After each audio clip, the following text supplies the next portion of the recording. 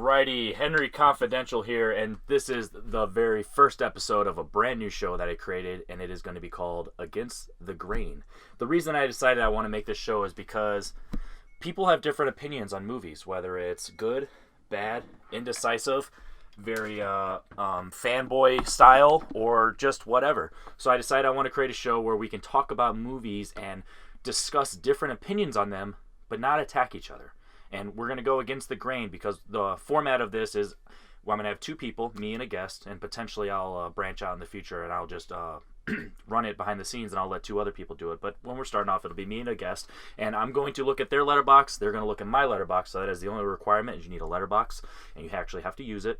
And you will go in and you will look at their 2.5 star rated movies and under, and you will decide what movie on those eligible movies is too low in your opinion. And you will pick that movie, and then you also look at their 4-star or higher movies, and you will go ahead and decide, of all these movies that they rated good, I figure 4 stars is a pretty universal good rating for higher. So you pick one of those movies and you pick something that you have not seen before and you go against the grain. And you pick something that on paper is not quite your style, or you don't have the confidence that you're going to like it, whether it's because of the subject material, whether it's because of the reviews that you've heard upon it, or whatever. Use your own criteria, but go against the grain on your own opinion and go and watch a good movie, give it a try, and you'll either like it and you'll trust their opinion, or you won't like it and you guys can talk about that. So that is going to happen on both of us. So today we're going to be talking about 4 movies, and I have a guest. His name is Brian Michaels, as you saw in the title, and we are going to talk about Moulin Rouge, Punch Drunk Love, The Blues Brothers, and The Bride of Frankenstein. So let's go ahead and get this show on the road. All right, Brian Michaels. So you are the very first guest on this show. This is going to be interesting. I know that you have varying opinions on the internet, and everyone knows that your letterbox is something to go on if they want to disagree with something. So I think you're a perfect candidate for this show. What was your thoughts when I approached you with this idea, and what are your thoughts, generally speaking, on the movies we're going to discuss today? Well, I actually really like the idea for the show, because the biggest problem with the internet and discussing movies on the internet is you have to completely agree with somebody or you're just the enemy. It's just war. It's just flaming each other. It's just arguing. And it's like you can have different opinions on movies, and I say that a lot of times. I'll be like, "Hey, that's a good movie, just not for me," or I didn't like it. I'm glad you did. That's the kind of I don't want to have those kind of discussions. Not everything has to be you have to, my way or the highway kind of thing. So I was very intrigued and happy to come on your show with you. The movies in general, Punch Drunk Love is the one that I had not seen before. So I will just say, going in, I'm not typically an Adam Sandler fan. Paul Thomas Anderson, not really my thing. So didn't have, any appeal to me up till now, but I thought, you know what? A lot of people rate it highly, saw it rated highly on your letterbox. I'm like, okay, that one I'll check out, because if there's one that's not going to appeal to me, that would probably be it. Bride of Frankenstein, I'd seen years ago. Actually, it wasn't even that long ago, actually, because the first time I ever saw it was in a theater when they did a double feature of Frankenstein and Bride of Frankenstein at AMC a few years ago. And didn't care for it, but I actually rewatched it again for this show, and we'll talk about that. Blues Brothers, I'm Chicago area. Well, you're kind of Chicago area too, yeah. But so Blues Brothers is not like one of my all-time top 10 films or anything like that, but I really enjoy that one. So I was surprised that one was kind of rated low for you, so we'll talk about that. And Moulin Rouge, yeah, this one. I'm not surprised you picked this one, because Baz Luhrmann is a very love it or hate it kind of director. So I'm curious to hear your take on that. But I'm purely in the love it category for him. So. All right, so I figure the best way to go about this show is talk about the first time watches, because I think we'll have less to say, generally speaking, because we've only seen them once, so okay. we won't ramble on. So we can go ahead and get started. I think everyone who may watch this episode is going to want to hear your opinion on Punch Drunk Love. So let's go ahead and start Punch Drunk Love. And before we do that, comment below your opinion pre-hand of what you expect Brian's rating to be and his general opinion, because that is going to be something interesting to say. So, Brian, give us a quick little first thought on Punch Drunk Love. Punch Drunk Love. Like I said, going into it, low expectations for me because of Sandler and Paul Thomas Anderson. I will say I did not mind Sandler in this. I thought Adam Sandler actually did a decent job. I mean, it's not completely serious role because there's a few, over the top kind of moments and there's some comedy to it and stuff, but it's not, typical Adam Sandler role.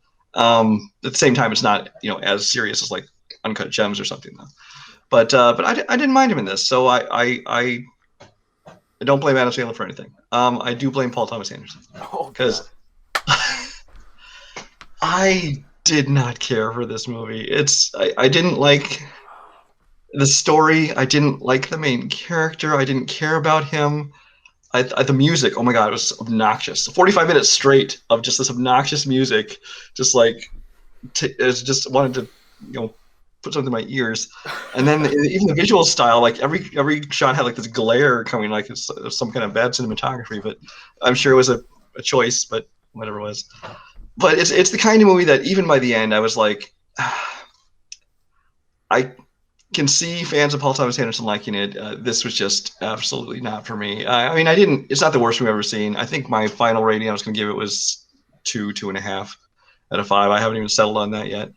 But it's just I was not a fan. Well, I'm glad we can say that this definitely qualifies to go against the grain for someone else. That's just it. Is I look at like the other Letterboxd reviews and like almost all my friends like 4 stars, 4.5 stars, 5 stars, and I'm like, did I watch the right movie? So this is one movie where, well, I will say, it definitely it grows on you. It's one of those movies where the more that you understand Barry Egan and just his mindset and what they're going for, it's fantastical for a reason because he's lost, he's unloved. He's the only boy of all those sisters, and they call him names that you're not supposed to say nowadays, and they treat him like the ugly stepchild, even though he's the brother. And it's one of those things, he just feels lost and he doesn't have a purpose in his world. He doesn't know what he's doing. He's trying to wear a suit, trying to like stand out, and he's trying to like try something new, and he's trying to like reinvent himself. So when he finds this piano, it's kind of like a gift from God, or something like that, something over the top, where it's like, here's my moment, here's my chance to kind of figure out who I am, whether it's play the piano or whether it's just use that as a sign. So the more that you watch the movie, you can kind of relate to that, and you can see that him and Emily Thompson, I always get them mixed up. Is it Emily? Emily Watson, I believe. Emily Watson, yeah. I was Emma Thompson, Emily Watson. So Emily Watson, it's one of those things where on paper their relationship doesn't make any sense, but if you really, the more you watch it, the more you kind of realize that the relationship she's lost as well. So the ability to find someone who is as lost as you, and you can connect on that. You may not actually connect specifics, like, you know what I mean? They don't mesh together, like their chemistry isn't the greatest, but the fact that they have two outsiders that are willing to give the one a chance when no one's given them a chance before in their life, it's one of those things. It's kind of beautiful. It's one of those romance stories that just you don't see every day or ever, and I think that's why I gravitate to it, and I think that's why a lot of people gravitate to it, because if you've ever felt like an outsider, and if you've ever felt like someone who doesn't belong, or doesn't feel loved, or just doesn't feel appreciated or even seen in the world, it just gives you the chance to have hope that one day you'll find someone. So I think that's why I gravitate to it, and I think it's also why in the future, if you ever revisit it, or if you ever just are forced to watch it again, you might not hate it as much, or you might understand it a little more. So I definitely understand your first opinions. I could see that a little bit, just because first of all, the movie starts out, I kind of felt like, I'm like, did I skip into the movie? Just kind of dropped you into it. I'm like, I have no idea who this character is and everything. Yep. And I think that's part of the problem. Like you said, it might help on rewatches, simply because like I didn't feel like we'd like earned or learned that he was, that he felt like this misfit, or that his family was treated. There's like that one scene, the dinner scene, where like all sisters are calling him names and stuff like that. Yep. And like that was just kind of, that one scene was it, and it didn't feel like it set up like a pattern of who he was. And the same thing with Emily Watson. Like I never felt that we really learned anything about her past, as far as like her feeling like a misfit or anything. So I didn't buy her suddenly being attracted to him. I'm like, why does she want to meet this guy? Like I didn't buy that relationship at all. And so like you said, maybe upon rewatch, knowing more about it going in, but in my opinion, for me, that's a flaw of the movie, because you shouldn't have to watch a movie a second time to know who they are later and then go back to reinforming on the first part of it. But that's just me. Yeah, and I think that is the one issue in general with quote unquote art house movies, where that is usually the goal, and that's why a lot of people don't appreciate art house movies or respect them or give them a second chance, because that's ultimately the goal for most of them. And the one thing with the lighting, I think that's the other part where it's trying to give that ambitious look, that out of nowhere, like I said, how the piano dropped out of nowhere, how it's kind of a sign Mm-hmm. from God, where it just has that light and it just shines the light, and it's kind of one of those transitions in movies where the light comes in, and that's kind of like the spirit or whatever, like coming into existence. So I think it's one of those things where it's trying to be subtle and not drop in your face, but also make you think. So Well, if it doesn't that's work for you, it's understandable. yeah, and like in the piano too. It's kind of like they never really explain where the piano comes from, which and they don't have to explain everything. But then it's like it's not like he's going on to become a piano player. He just has this item in his office, and then at the end he's like taking it over to her apartment. And I'm like, so what's the deal with the piano? And you never really do. And it's very much an art house kind of film. This is definitely not his more main Paul Thomas Anderson's more mainstream kind of film. It's definitely an art house one, which there are art house films I like, but this one just was not. Yeah, and I'll also talk about when you're talking about the points of like who they are. It's one of those things, like, you don't understand who they are. It's one of those things where if you meet people in real life, you don't truly know who they are. You know what I mean, or their backstory. So it's one of those things that's kind of giving you that realistic feel of you just meet people sometimes, and you kind of just have to go with the punches. You kind of have to go with the flow, and you only get with what you see. And that's kind of what this movie is going for. Like, they're the outsider. If they pour their whole heart out, then it just comes off as sappy and comes off as desperate, trying to, like, force you to sympathize for them or feel sorry for them, and that's not necessarily the case. It's not the goal of the movie, in my opinion, isn't to feel sorry for them. It's to understand them and to understand their point of view of being the outsider and kind of being lost. So, like with the piano, how it's kind of like a sign and kind of like whatever. I also think he uses that for the pudding with the frequent flyer Myers. It's his only opportunity to kind of like go with something, and kind of he literally says, if I don't do it, it'll be too late. And that's kind of a metaphor for like life. If you don't do something, it's not going to be too late. Like, all of us talking about stuff on the internet or having a goal in life, you know what I mean? So I think that's why, once again, that's why I feel like some people gravitate to it, just because you kind of can see those type of things, and it just makes you appreciate life a little more. And that's why I like this love story, because like I said, their connection isn't the greatest in general, I mean, whether it's the actors or just the characters, but I kind of feel like sometimes you just have to, no pun intended, go against the grain, and you kind of have to, roll with the punches, take with what you're given. So I think that's why I appreciate it, and the more I watch this movie, the more it goes up, and it's one of those things that, Adam Sandler steps outside the box not that often, but when he does, it's definitely memorable. So I bet you I in a do few, like when he tries yeah. to do some more outside the box stuff, because the Adam Sandler, the goofy voice Adam Sandler, that's the kind that really tends to get on my nerves a little bit. I mean, a little bit of that can go a long way. So I do like when and actually a lot of comedic actors, I like to see them when they try to something different. Yes, absolutely. So Well, with that said, and I was trying to subtly change some stuff. while you're doing So that, I should have said at the top of the show, if you hear banging, I don't have somebody locked in the closet. They're redoing the side of my house, and I'm trying to mute when I'm not talking. So there we go. All right. So any final words you want to say on Punch Drunk Love, or do you think we can move on to the next movie? Not really. I mean, I knew going in. I mean, I did try to go in with open mind, but I knew going in this probably was not going to be for me. And I know I'm in the minority on it too, because like I said, all the ratings of all of my friends are all pretty high. So it's one of those movies. If other people enjoy it, more power to them. Don't know if I'll watch it again. There you go. So now we're gonna go on to my movie that I watched for the very first time that you had very highly. I think it's a 5-star. Moulin Rouge? Yes, yes, 5-star fine. movie. You just talked about it on the top 100, right? Where was it? Not yet. It's on Okay, there. okay. Spoiler. Spoilers. But yeah, so it was one of those things that I just knew that you had an affinity for it. So I was like, I'll give it a shot, because it's not like I'm against musicals. I actually like musicals. It's just I haven't seen enough, and the things I've heard about this movie and I've just seen reviews. It's kind of a good example of I've seen the reviews and nothing's ever wowed me for like, man, I need to go out and see this. And I like Ewan McGregor, I like Nicole Kidman, but there's never been anything that's like, go watch this movie. So I was like, I'm gonna watch it, and I watched it, and I'm not gonna lie, when it first started, I was like, oh, I'm not feeling this the tone. You know what I mean? So it's one of those. It definitely grew on me. I didn't hate it as much. It's kind of like whenever I watch the Manuel Miranda stuff, where it's like the hip hop in musicals, and it's like I don't. It just doesn't feel organic. It feels forced. But then it grows on you a little bit. You know what I mean? It's kind of because it's just one of the shock factors where you're like, oh, I wasn't expecting that. So that's one of the things that did grow on me. The story is something that was interesting right off the bat. I think it was an interesting choice to show that it was a like a writing, kind of a story all around. It was one of those things that as the story grew, you understand why it took that approach. But initially, I was like, that's interesting that it's giving that away, that it's a story within a story. But we'll go from there.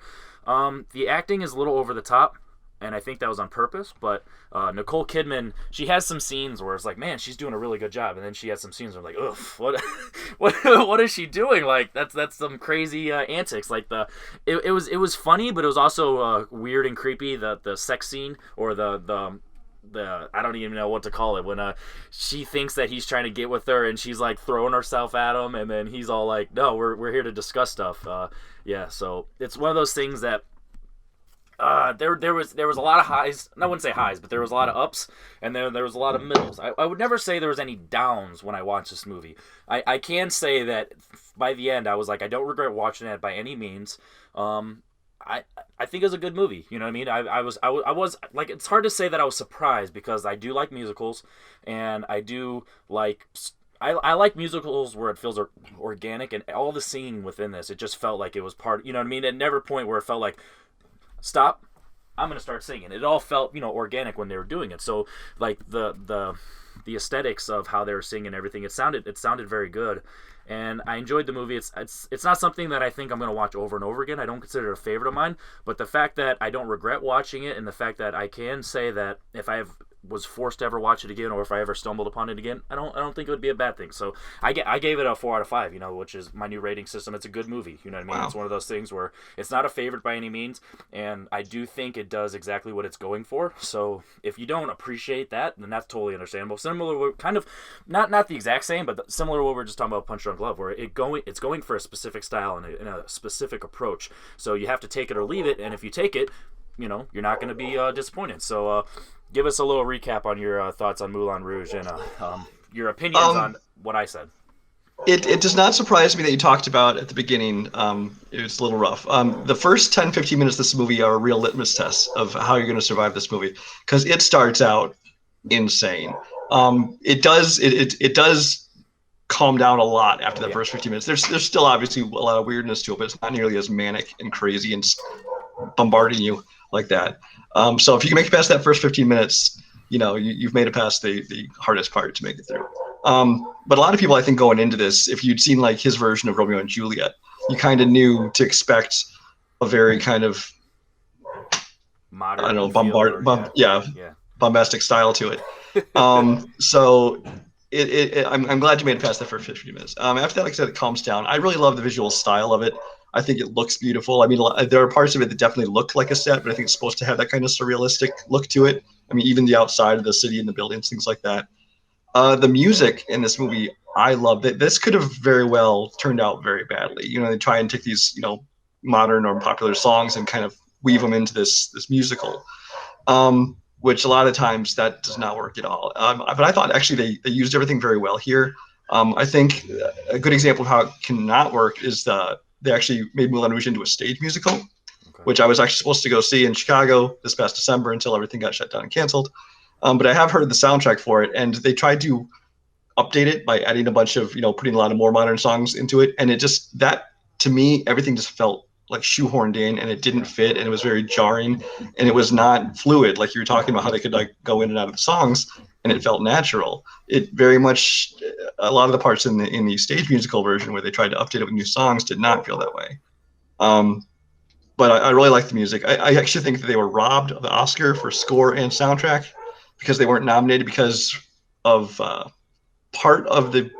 small part of the music from the song "Come What May" had been weaved into the score of Romeo and Juliet. So they said it doesn't count as original. Couldn't even nominate it, but it still got 8 nominations, including Best Picture, and it won 2 of them for production design and costume, I believe. So, but yeah, and then Ewan McGregor and Nicole Kidman, they both surprised me, and that they could sing. I Yeah, there think was that one the of those only things halfway through. I'm like, is this real singing? Is this not? But at no point was I like, it's bad or jarring. You know what I mean? The only reason I thought about it is because we have that the movie mindset where I'm like, is this them really singing or not? But it's not because of any reasons the movie's fault. It was just me thinking that. So they did really good yeah, jobs. and neither of them is perfect singers. But they both have excellent singing voices. I know that at least Ewan McGregor I know has done some Broadway stuff, some live performing stuff. I don't know if Nicole Kidman has besides this. But I thought they both held their own. Actually, I thought the whole cast did a good job of singing. As far as the acting, I actually have nothing to complain about in this movie. I think that the over the top, the strange stuff was all part of the style they were going for. Like Yeah. Nicole Kidman, we know is a good actress. So clearly in this, like especially in the scene you're talking about, it was meant to be comical and stuff. It's over the top. I will say there are scenes like that where you're kind of like, okay, let's take this down a notch. I will completely agree with that. Because they're silly and cartoony, and almost at times it's almost like some kind of Looney Tunes thing. But I had no complaints about that. But overall, I mean, I like the movie. I think it works as a comedy. It works as a musical. It works as a romance. It works as a tragedy. I actually liked the framing device they had where, it starts out, he's telling the backstory, so it's not going to end well. So it's a matter of how they get to that point. And so when I first saw this in theaters in, what was it, 2001, I knew nothing about it going in. I was like, I don't know what this movie is, but it's got Ewan McGregor in it. I like him. It's got Nicole Kidman. I like Romeo and Juliet. Let's check it out. And I've loved it since day one. So, but like I said, I know that the style is not for everyone, and I would not blame anyone who hates this movie because I can totally get it. But I'm glad you found something to like it. Yeah, and I'll touch on the ending just a little bit, or spoilers if you haven't seen it, where I was like 50-50 that it was a true story, and the fact that it was kind of him just recapping, because writers do that a lot where they talk about stuff, but also you just And at the end it twists. yeah. Yeah. So I wouldn't say it was like a big revelation, but the fact that it once again, similar to the music flowing in, it felt organic, where it's like, this is just the reveal, or it's like, yep, that was exactly how it was, and everything. So it was one of those things where it was a nice touch, because it didn't throw it in your face like, oh, like you said, the tragedy, let's feel sorry for him. It's like, damn, it gives you that moment like, oof, that's rough, you know what I mean? And if you've ever been there, you felt that. So I felt that was a good approach. So it definitely came full circle from the beginning, where you're like, interesting, why are they going with that? But it's not because it's the movie within the movie, or the story within the movie is fake. It's like, oh no, it's a recap, and this is him writing. You know what I mean? So it ultimately was a nice little bow on top. So everything. Let me ask you this: was there a particular song that you liked in it, or one that you particularly hated? Well, I don't remember specifics of the songs and everything, because I was, when I'm trying to remember the movie, talking about it. I guess that's a fault of mine. I wanted to remember more of the plot than the music. But I do. Well, I understand. Like I was just curious. Yeah. No, yeah. But I definitely there was no, like I said, there was no point where I was taken out of it, other than the fact I was like, interesting, that they're going with more modern music, or more because I don't think I might have missed it, but I don't think the time period is ever specified. Was that true? I know it's a different time period, or I don't know if they ever say. I want to say it was like 18. You assume, but it doesn't actually say. So I think that was also. I'm not sure if they ever say. No. Yeah, so I think that was also a good approach. Where you're assuming it's back then, but also the music works because it doesn't specifically say, "Hey, this is the 1800s, and here's an 80s song," or you know what I mean. So they get away with it. They toe the line just enough. But I liked how they used them. Like, especially, what was the one? I don't know what they call it in the movie, but when they used Roxanne.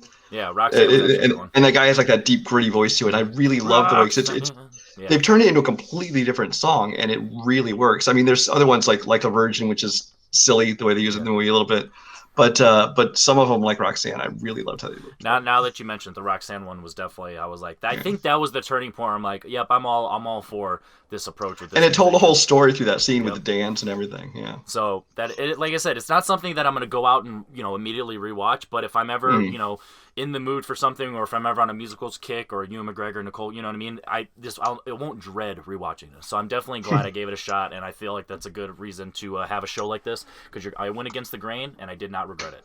You know, even you with Punch Drunk Love, you went against the grain, and you technically didn't regret it. Did you like it? No, but I don't think you regretted it. Would you say you regretted it?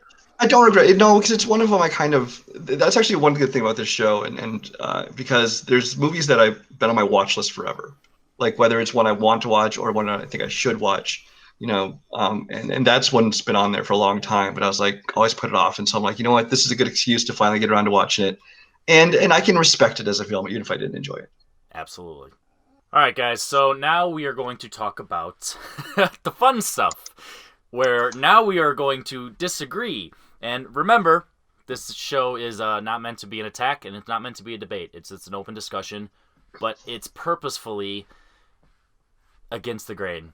We have differing opinions with both of these movies, and we are going to discuss them. So, once again, comment below what your guys' thoughts on Moulin Rouge and Punch Drunk Love individually, like independently for you guys. What were your thoughts on how we felt about the movies, and what is your predictions for how this discussion's going to go between Bride of Frankenstein and the Blues Brothers? So if you guys follow me on Letterboxd, you guys know that Blues Brothers was not my favorite movie of all time. And if you guys follow Brian on Letterboxd, you might have seen that he recently updated his thoughts on Bride of Frankenstein, which may or may not be the exact same as before. So let's go ahead and get started.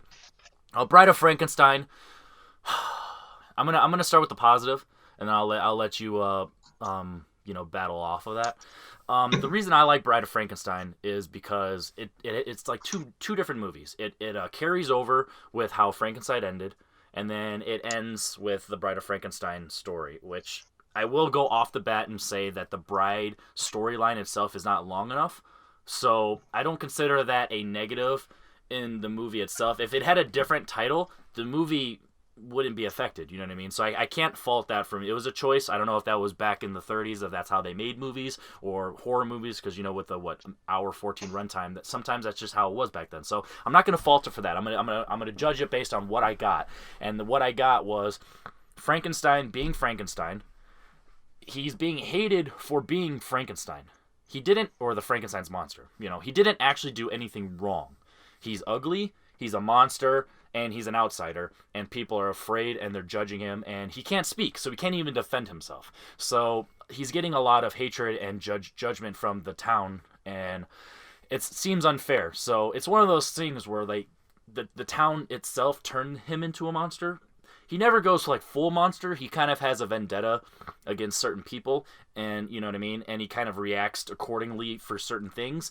But at the end of the day, I don't think at his core he is a monster. He's just someone trying to find himself.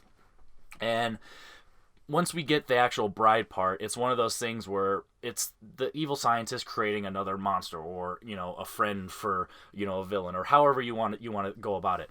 And it's one of those things where by that point he's learned how to talk. He's starting to develop a personality, a mindset. So he's becoming, he's coming within himself, and he's not. No, I didn't like that way I said that. So I'm and that burp. He's creating himself as more than just the monster. So it's one of those things where it progresses. He becomes the mistreated monster to more human than monster, to reacting to the creation and kind of defeating the god tier person, you know what I mean, the creator. So it has 3 layers of this movie that I think work really well together. And like I said, I'll admit it needs to be longer. It needs to be expanded upon the actual bride part, but from what we got within the movie, I think it was beautiful. It had really good sound design. I really liked the score. I really liked the dread, and just that old school feeling of the horns, and just the weather and all that stuff. And it really felt atmospherical, and it really put you in there, and it made you feel like you were back in that time. And it had some nice fearful moments. Back in the day, you couldn't really have a horror movie that was jump scares and all that stuff. That's just not how they did things. So the fact that it was atmospherical, it really put you in that moment, and felt some dread. So I don't think it's a perfect movie, but I think it goes really well with how the Frankenstein monster ended. I mean, the Frankenstein story ended versus how this one goes. And I haven't seen Son of Frankenstein, so I don't know if it expands more on the bride, which I got to imagine it does, since they, they eventually have a son. But from just this movie alone, I think it works well together. It's kind of one of those things where after you watch the Rocky movies, it starts with a montage of how the last one ended, and it's like, man, that's so weird and goofy, but it's like, it just, I don't know, it's one of those I don't know, it's a stylistic choice, and I feel like that's this one where it just kind of flows and it's meant to be a series. So people can judge that, and that's fair, but I think for me personally, I don't knock it for that, because I enjoy what I got. So I gave it a 4 out of 5 star because it's a good movie. Initially when I first saw it, I thought it was a 5 star, and then I brought it down because I was like, man, I really do enjoy it, but I have to, admit that it doesn't stay with you long term because of the lack of the bride and that depth of there. But everything leading up to it, I feel like it really works, and that's why I enjoy it. So, what are your negative thoughts on Bride of Frankenstein, and why am I an idiot? Well, the fact that you said you had 5 stars at one point really surprised me, because for me, 5 stars is like practically a perfect movie. I don't see that here at all, but different opinions. That's what we're all about here. So, like I said, I saw this for the first time in that double feature several years ago at the theater. I don't know if seeing them back to back helped it or hurt it, because just the long run time in the theater. I mean, between the two of them combined, you were there over 3 hours, things like that. Let me start first. Let me say first positively, I really liked the way it picked up right where the first one left off. Yep. I thought that was, as opposed to just being like, okay, here's a new story, Bride of Frankenstein, it literally just picked up right where the other one left off and continued the story. And I really enjoyed that. As far as the atmospheric thing, I totally get that. I thought it looked good. I mean, these old black and white movies have a great ability to create kind of that dark, kind of gloomy, gothic atmosphere to them, and which I think is important, because I almost don't even think of these as horror movies, but I think it's just because of the modern definition of horror. Yeah. These are more, I mean, yes, they have supernatural elements to them with the undead and things like that, or the other ones with Dracula, vampires, or Wolfman, and things like that. There's supernatural elements to them, but they aren't, I don't find them scary at all. But that's like, it's just, I think, not generational thing, but the time in film. And back then, there wasn't a lot of jump scares. There wasn't blood and gore. There was, only so much they can do. And so I think that they did a good job of creating at least that scary gothic atmosphere to it, even if there weren't parts that actually scared me. I rewatched it last night, 2 nights ago. I raised my score a little bit. I originally gave it a 1.5. Now into a 2. I considered a 2.5. But I don't know. This is a lot of things in it that didn't work for me. First of all, I'll address the whole bride thing. Yes, this movie is not about the Bride of Frankenstein. She has 5 minutes of screen time. Actually, I think it comes to less than that at the end of the movie. And even the story leading up to them, aside from, hey, we're going to create him a mate, there's really nothing to do. It's about Frankenstein. This movie really is. So, bad title for it. Should have given it a title, but again, that's like modern day, marketing, give it whatever title you want to give it. But although it does mislead your audience into what to expect from the movie. So there's that. It should have been more about the bride. But so this movie's just about Frankenstein. I thought they went kind of weird direction with Frankenstein in this movie. I mean, he went from just not being able to talk to he was, talking a lot, and it seemed like it almost kind of seemed kind of silly, especially when they giving him like the cigarettes. They smoke. I'm like, what is this? An ad for some cigarettes or something? I don't know what this is. Fire. And it got a little bizarre there at times. There were other scenes which seemed like I'm not sure what they had to do with the movie. Like when I forget the name, Pretorius, I think his name is. He created like little people in the jars. Yeah.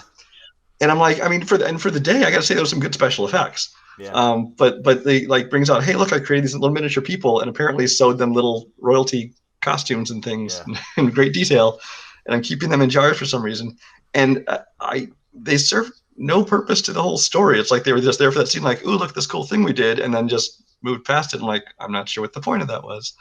So there's a lot of scenes. It seems like they came up with like individual scenes just to kind of fill a movie. I almost think it was like the equivalent back then of nowadays when they make a sequel just to make a sequel. Yeah. And so kind of rehashing the same kind of story. And in here, like you said, it was leading to the Bride of Frankenstein, but I think the movie should have been more about her, especially like I said, if the title's going to mislead you. But as it is, I mean, it's another one of those movies that I can respect. And I know a lot of people like it. These old Universal horror films have never been my kind of thing. I enjoy watching them all at least once, but they aren't the kind of thing I go back and revisit much. Yeah, so it's one of those things where touching on the little people or however you want to, I think it's one of those things where it just shows it's kind of building a world, kind of like how Marvel has little Easter eggs. I think it's just more of an Easter egg thing of like, hey, this world is more than just this monster. This monster is not just the freak incident of this world. There's more to be discovered. So I like that little touch, and that's why it worked for me. And the smoke thing and Frankenstein kind of developing his speech. I think it's also one of those things where is it a little rushed technically, but hey, I mean, it's so supernatural and you never, there's no precedent for what the rules are. So I feel like it just set the precedent where I'm like, hey, he's not dumb. He's just undead. You know what I mean? So if he's undead, technically he could speak before. You know what I mean?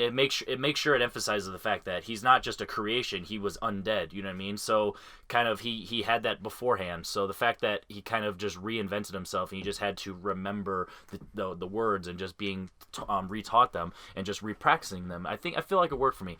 And it's one of those things where, like, for example, if Frankenstein was called Dr. Frankenstein and this one was called Frankenstein's Monster or The Monster, and then the next one's called The Bride of Frankenstein or The Frankenstein Family or something like that, then I feel like I think there would be less issues. So yeah, so what you said in the expectations is one of those things, but that's one of my goals when I watch film in general is to have zero expectations based on the trailer, based on the title, based on what I've heard about it, the plot synopsis, any of that stuff, because a lot of things are misleading, and I feel that's one of my biggest critiques of film reviewers, especially amateur ones, is a lot of people want to be like, this is not what I expected. Yeah, but judge what That you doesn't make got. it bad. Yeah, judge what you got. You know what I mean? Similar to like when we were back talking about Moulin Rouge. Oh, I was expecting a regular musical. I wasn't expecting this modern day thing. Yeah, but what were your thoughts on you know what I mean? So don't judge a movie based on what you expected.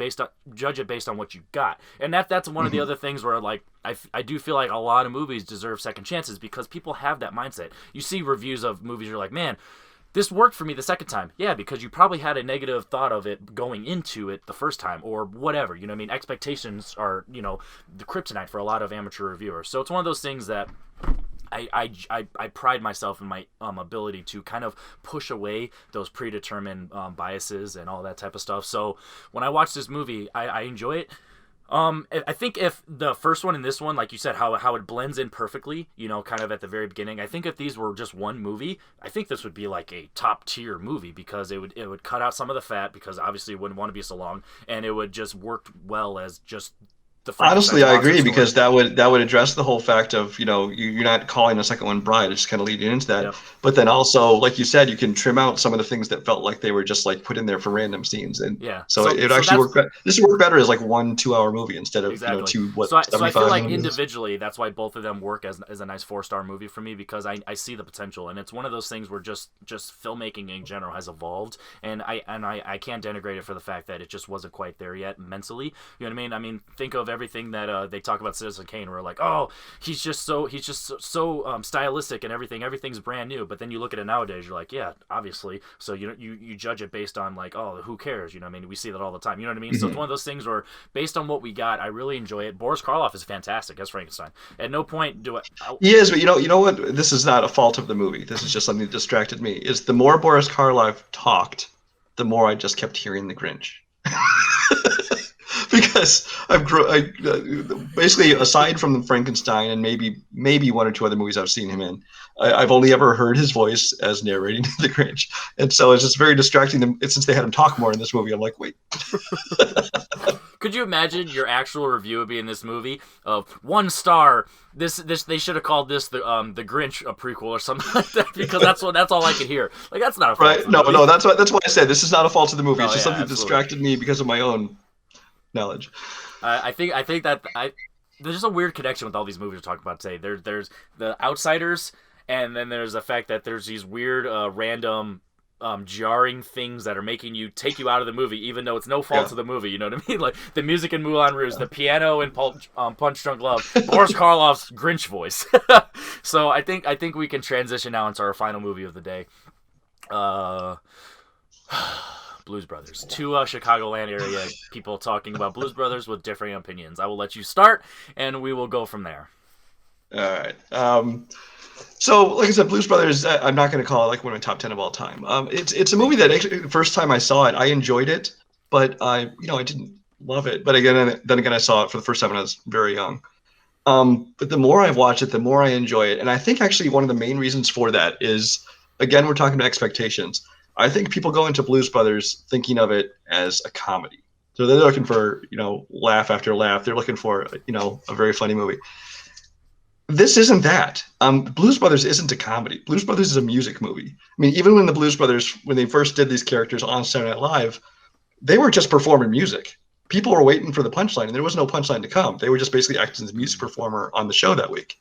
Um, so the Blues Brothers movie is kind of the same thing in that this movie is a celebration of music, not only with what they perform, but I mean that's why it's chock full of cameos or songs from Aretha Franklin, James Brown, Ray Charles, Cab Calloway. This is basically more a celebration of the music, and that's why there's songs that play out in full. And some people look at that as a fault of the movie, and like, why are we watching them sing entire songs? And I think again that's because people are thinking they want a traditional comedic film when this is not that. There is comedy in it, obviously. There's comedic moments. Uh, well, you may disagree. But I mean, it's not. I think most of it works. Not everything lands, but like I said, I mean, it's based on a Saturday Night Live thing. So if there's never anything in the world more hit and miss than Saturday Night Live.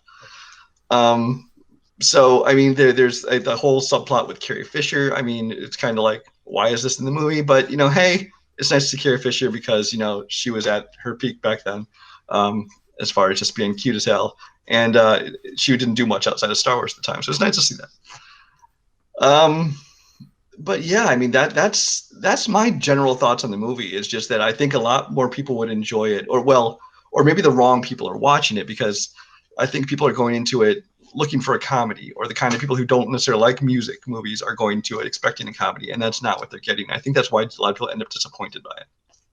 Yeah, so that is. I'm glad you mentioned that because I don't expect myself to ever rewatch this, but my biggest fault of this was I laughed 0 times, and I don't like you said, we were talking about earlier with expectations. I wasn't expecting it to be a comedy per se. I mean, I thought it was a comedy, but I'm not judging it on that.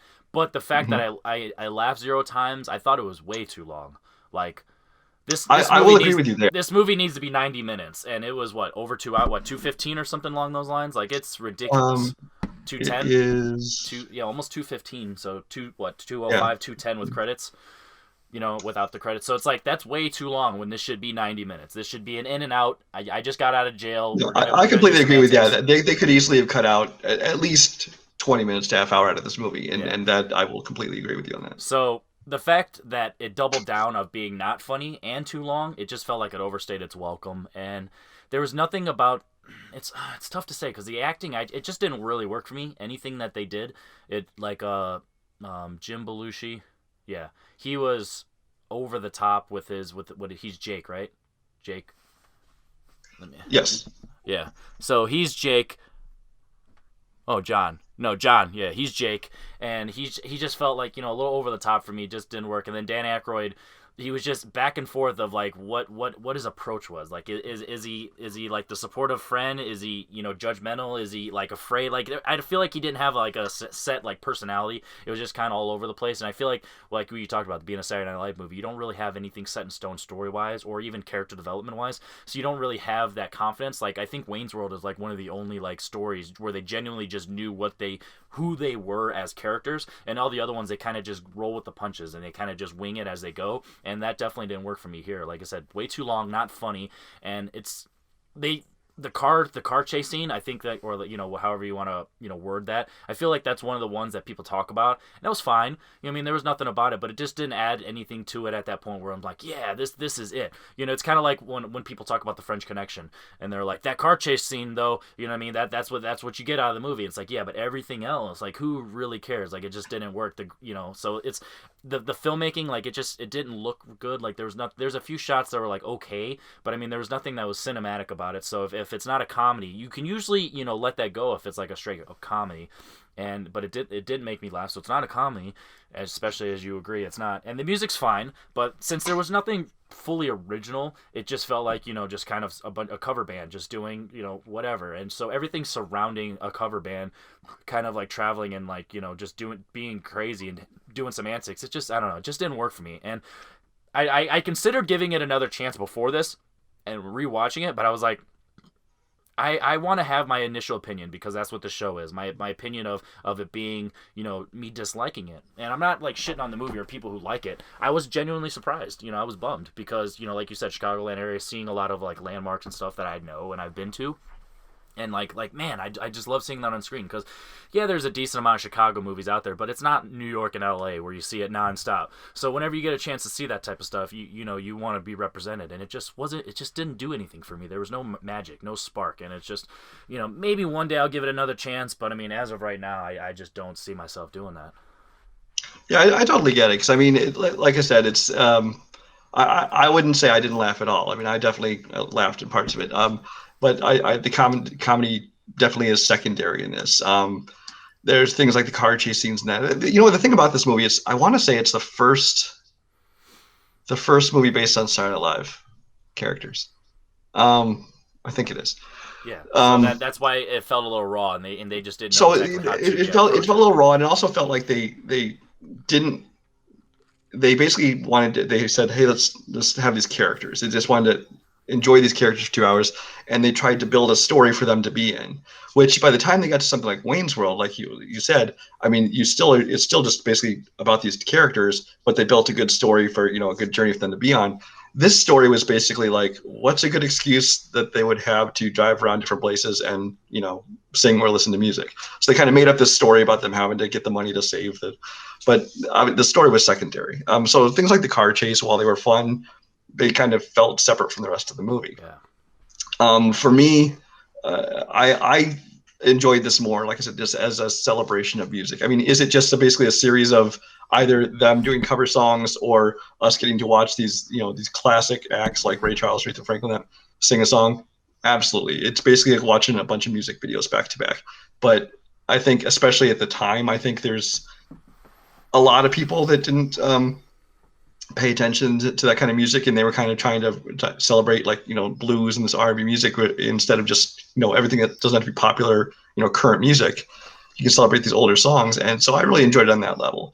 But I can totally understand why someone would not enjoy it, especially if they're looking for the comedy. But even if you're not looking for the comedy, I can see why people wouldn't enjoy it. And like I said, I will agree that it's longer than it needs to be, but I enjoy it for what it is. Yeah, so touching on what you said about like the kind of just going with the flow and everything. It'd be one thing if like there were comedic moments to like fill you and keep you entertained as they're going with the flow, or if the characters just had like distinctive personalities, like John Belushi, he's just kind of a cock. You know what I mean? He's not really a likable person, and Dan Aykroyd just so flip flop of how he's feeling. So you don't really have anything to gravitate towards them, at least for me personally. So the fact that there's not enough funny moments, I didn't really like appreciate their characters and their approach. Aside from when they were singing, I will give them credit that they have a lot of charisma and they had a lot of like hip, no pun intended, for when they were performing the songs. So like that. I think that kind of actually helps. I think that actually kind of helps explain it, is because when they went to make a movie of these characters, they hadn't really created these characters. Even they didn't know what these characters were like because they weren't in skits. They were simply musical performers on the show. So said, let's make a movie of these characters. Well, they don't know who these characters are. So I think they were just kind of making up their personalities as they went along because they hadn't existed before then, because they weren't in skits on the show. Yeah, so I definitely feel like, and It is what it is sometimes with movies like that, you know what I mean? But, judging based on what we got, take expectations aside, judging based on what we got, it just was off, and it just didn't work for me. So it's one of those things where, no point am I judging anyone who has it as a movie. You know what I mean? I might comment, on someone's letterbox like, ugh, I disagree, but I'm not saying, hey, you're stupid, you know what I mean? And I definitely like it when people agree with me that the movie is too long and not as funny. So it's one of those things that if someone, like, if I was watching a top 100 show or a top 10 show and they brought this up for comedies or 80s comedies or anything that fits the genre, I'm not going to be like, oh, you're completely wrong, you're stupid. You know what I mean? This is a good example of everyone has an opinion for a movie, and it just didn't work for me, and I felt like this was going to be a good. I'm glad you brought it up because it's a good one to discuss, because I don't have any strong opinions for it. It just left me with like, ugh, I don't care. You know what I mean? So maybe one day in the future I'll revisit and I can change my mind with different expectations, but as of right now, I definitely 2 out of 5 for me. It was just kind of a waste of time. You know what I mean? It's too long, not funny. You can watch clips of it on YouTube if you want to relive the music, or if you can just listen to the originals. It's one of those things when people watch Bohemian Rhapsody and they're like, Live Aid was fantastic in the movie. They're like, yeah, just watch the original Live Aid. You're like, yeah, fair point. You know what I mean? So it's a similar, Okay. So it's a similar point. You know what I mean? This movie is essentially the blues version of Live Aid for almost 2 hours and 15 minutes. So it's one of those things where it's like, you know what I mean? So you just watch the originals or watch the Saturday Night Live clips, and you get exactly what you technically want from this movie. So, that's our thoughts on Blues Brothers, Moulin Rouge, Punch Drunk Love, and The Bride of Frankenstein. Go ahead and comment below what you guys thought of this show in general. What are your guys' opinions on these 4 movies? Are you surprised that we didn't kill each other by the end of the movie? Me and Brian don't have too much experience going back and forth on camera, especially me with making my return to the internet. So it's one of those things where I feel like it worked. I can't wait for the show. I have a lot of guests lined up. I already have 6 or 7 guests lined up and movies ready to go.